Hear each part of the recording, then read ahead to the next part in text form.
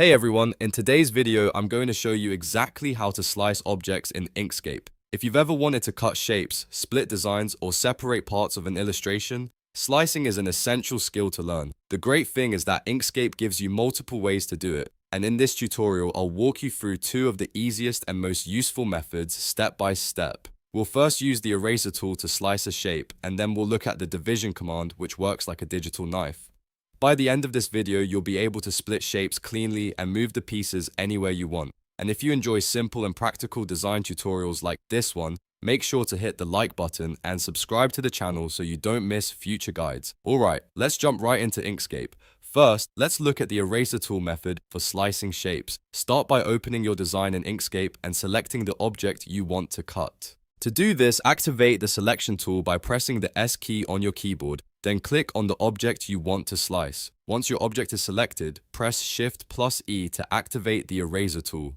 After switching to the eraser tool, look at the tool controls bar at the top of the screen. Here you'll see different eraser options. Make sure you select the option called Cut From Paths. This setting allows the eraser to actually split objects instead of simply erasing parts of them. Now move your cursor over the object and click and drag across it. As you drag the line, Inkscape will slice through the shape along the exact path you draw. When you release the mouse, the object will be divided into separate pieces that you can move independently. Switch back to the selection tool and try dragging one side of the shape to see the result. One important thing to remember is that text behaves differently in Inkscape. If you want to slice text, you must first convert it into a path. To do this, select the text and press Ctrl+Shift+C. This converts the text into vector paths. Keep in mind that once text is converted to a path, it is no longer editable as text, so make sure your wording is finalized before converting it.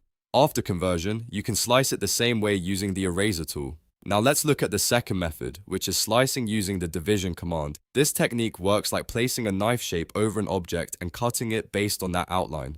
First, create a path or shape that will act as your cutting object. This could be a rectangle, circle, line, or any custom path you draw.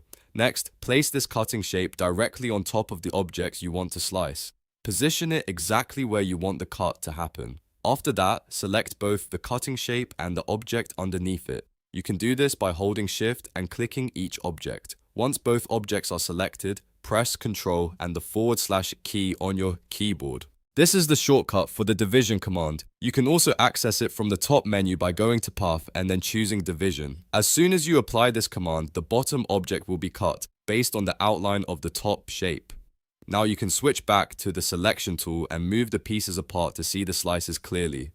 And that's it. Those are two simple and powerful ways to slice objects in Inkscape using the eraser tool and the division command. Both methods are extremely useful depending on the type of cut you want to create. If this tutorial helped you learn something new, make sure to hit the like button and subscribe for more Inkscape and design tutorials just like this. Thanks for watching, and I'll see you in the next video.